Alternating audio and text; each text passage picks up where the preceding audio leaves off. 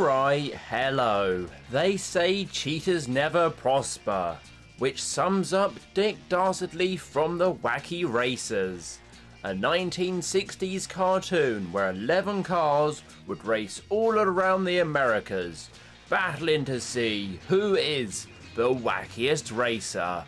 And away they go on the way out, Wacky Racers.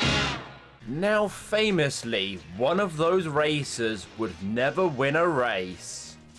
Or did they? Well, you can't win them all, hey, Dastardly?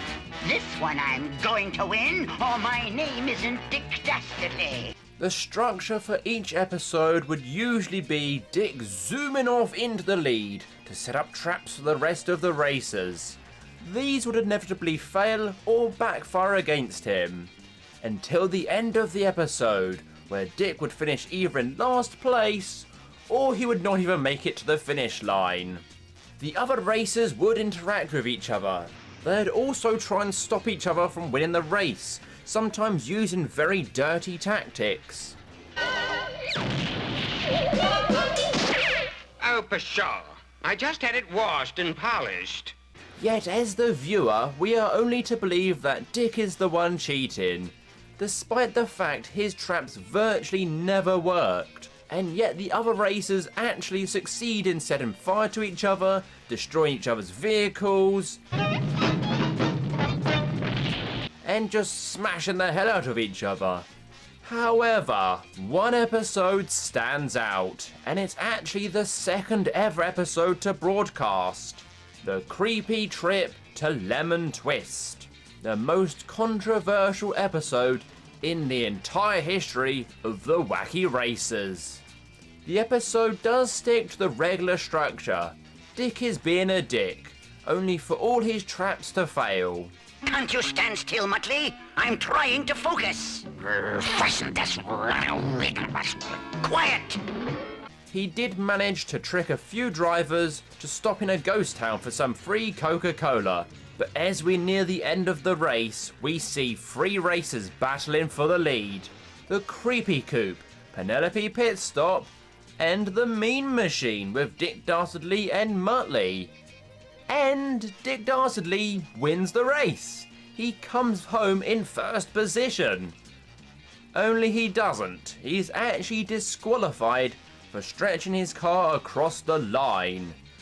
Now let's take a closer look at this finish.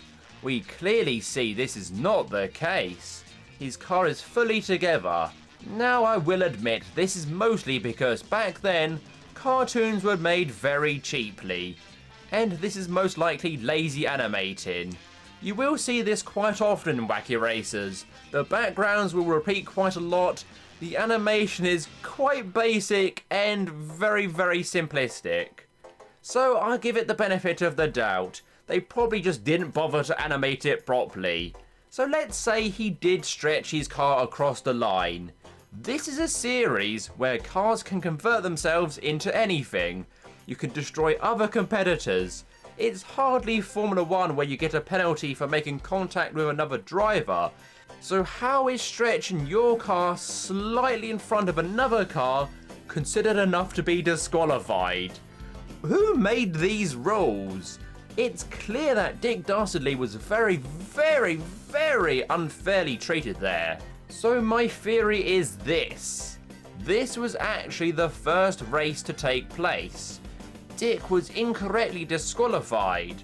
So from then on, he decided rather than to try and win a race, he would just mess about with everybody else and try and make them not finish, as he knew even if he won a race, he would be disqualified again. So the actual moral of the Wacky Racers is not that cheaters do not prosper, but some people will always be unfairly judged by a corrupt system. Or it's just a cartoon about some wacky characters racing. I'll let you decide. Should Dick have been disqualified? Do you think he would ever been allowed to win a race? I hope you enjoyed the video. But for now, take care and leave me alone.